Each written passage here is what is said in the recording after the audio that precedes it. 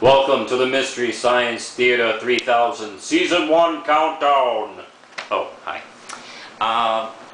By the way, this is the Amazing Colossal Guide. If you're a big Mystery Science Theater fan like me, Amazing Colossal Guide is a terrific read. I bought this a few years ago. It was created and published right around the time Season 7 came out, and just before the movie was about to come out. So, it's still probably in print. The last time I saw it on the shelves was 2 years ago. I'm not too sure if it's still available now. Try to see if you can find it at Barnes & Noble or Borders or Walden Books. And if you can't, see if you can order it online. It's a really good read. Lots of good behind-the-scenes pictures and explanations. And my favorite part is explanation on the most obscure references. Anyway, what I'm here to do is talk about Season 1, not the book. Anyway, Servo and I are here. Oh, quick mention. I'm going to do another comic book review later this week, so if you're looking forward to that, just a few more days and I'll have another one for you. But here we go. Season 1 was a little more difficult season than the previous ones. They were just getting started from the move from KTMA to Comedy Channel, not Comedy Central, just before the merger. And they hadn't really kind of figured it out just yet. The riffing wasn't always on target, and you can notice that in some early episodes. But anyway, here's the list what I've made up. And by the way, these are just my personal opinions on the episodes. This is not a definite list or anything like that. Number 13 is Mad Monster, a fairly boring monster movie that has some decent riffing in it, but to be honest, I can't really remember anything off the top of my head about the episode. Crawling Eye, the first episode, and it feels it. There's some pretty good riffing actually in it. There's an explanation explaining the move Dr. Forrester and Dr. Earhart made from the offices of Gizmonic to the underground cave that they were working out of most of the series. But more or less it's a pretty good episode. Let's see. After that, number 11 is Project Moonbase, which is a terrible, terrible movie. It takes place in the future of 1970, where you have short ties. And it's a fairly sexist movie, even though it tries to show it's progressive by having female colonels and women presidents, but still they're talked down to very, very ugly. It's just very bad. It's a general threatens to spank his female colonel. It's like, that's not good, really.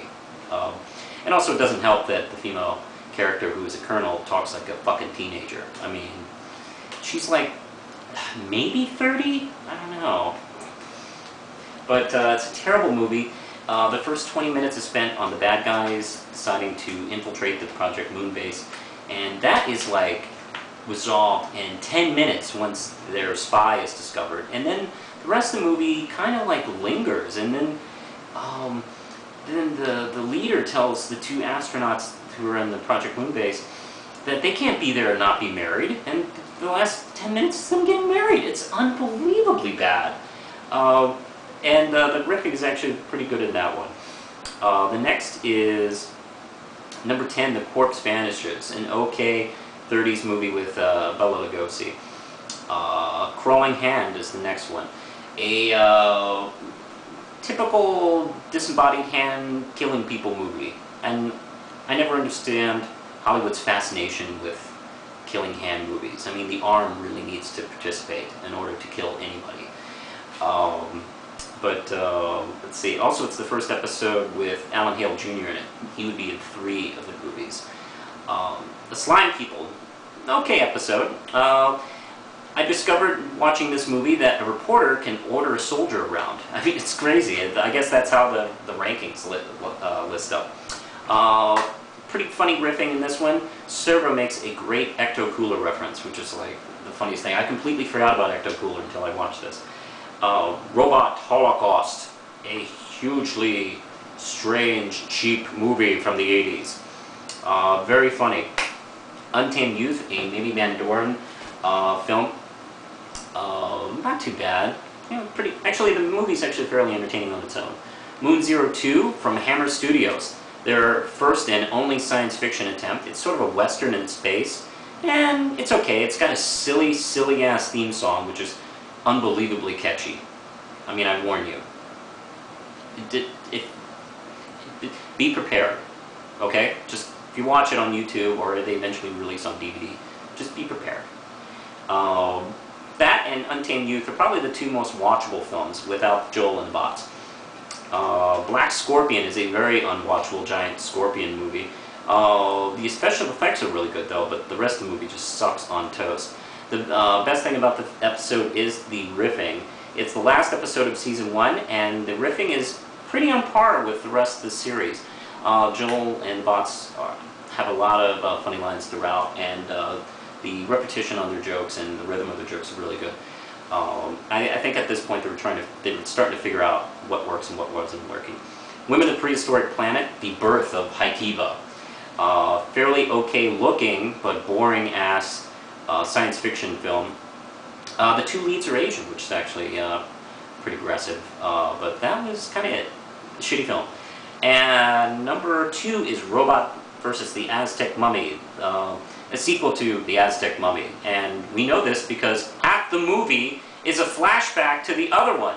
The lead character gets the other characters who were in that first movie and reminisces about it. He's like, hey, remember this when we found that? I mean, yes, of course we remember. We were there, but oh god, it's so fucking cheap. I guess so they wouldn't have to worry about filming more movie if we can just show the last movie. Oh my god. And the ripping's okay, but this movie is so over-the-top strange and stupid. I mean, And the last, my number 1 choice for Season 1 is Robot Monster. And I'll tell you more about this, but it's actually Lindsay's pick. I give Lindsay a pick of her favorites. And in celebration, she made Roman plush all by herself. He wants to live like the human. To love like the human. I don't know what this director was doing, and matter of fact, he probably didn't know what he was doing. They had a robot head, but they didn't have a suit. So what they had laying around was an ape suit. So they thought, oh, hey, that's scary, right? A robot and an ape? Yeah. Terrible movie. He's got a bubble machine, which apparently does something. He's been able to kill everyone on Earth except for 5 people or 6 people or something like that. And his headquarters is a cave. Not the White House or Taj Mahal or hollowed out United Nations building or something nice. It's a fucking cave. And the people live like maybe a mile away. I mean, he can't kill them for some reason. It's a terrible movie, and oh my god, the riffing is actually very good in this one. It's where it's an episode I can watch over and over again. Very good. The season as a whole gets 3 RAM chips. You can see where they're figuring out how to make this show funnier and funnier, and it just gets better from there. Now, if you would like a Roman or any custom plush on your own, check out this link right here. This is Lindsay Mays makes these, and you can contact her on her DeviantArt page. I'll leave a link. Anyway, that's it, and until then, keep circulating the tapes.